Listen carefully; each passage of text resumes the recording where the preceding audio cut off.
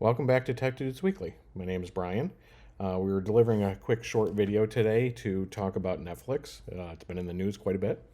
A lot about their stock going down due to loss of subscribers. Over, I think, this last quarter for the first time in 10 years. I think it was to tune around 200,000 subscribers.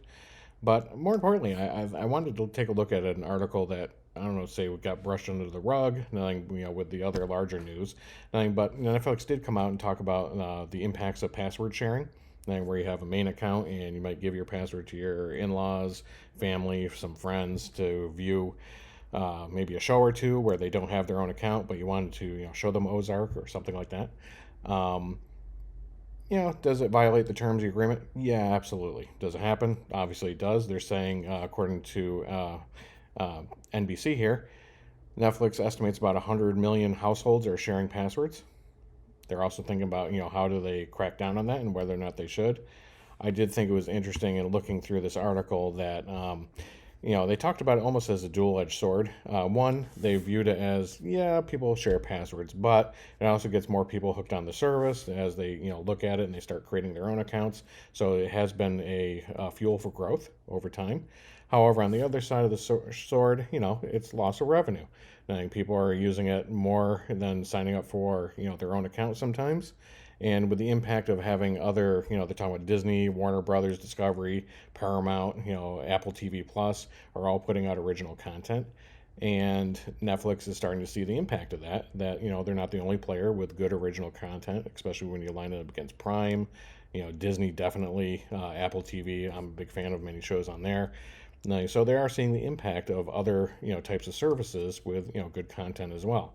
So is it time for them to crack down on passwords and make people buy their own accounts? Maybe. I've also viewed it as, is it an opportunity as well?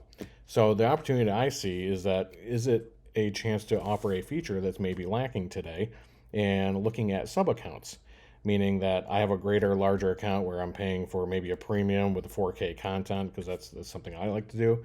But for another $2 a month, would it be worth me being able to extend my membership to my parents, where they're only going to watch one or two shows, not necessarily enough to justify $12, $15 a month, nothing but enough to just justify a couple of dollars a month, so I could show them something like Bridgerton or Ozark or one of the other originals, nothing that Netflix has offered, and if they like it, again, maybe they upgrade to their own account.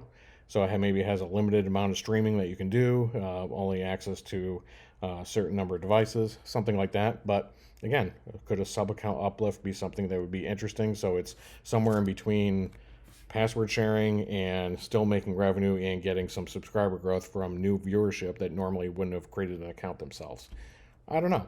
I'd be curious what our Tech Dudes Weekly viewers are thinking along that lines. Does that make sense? Does it not make sense?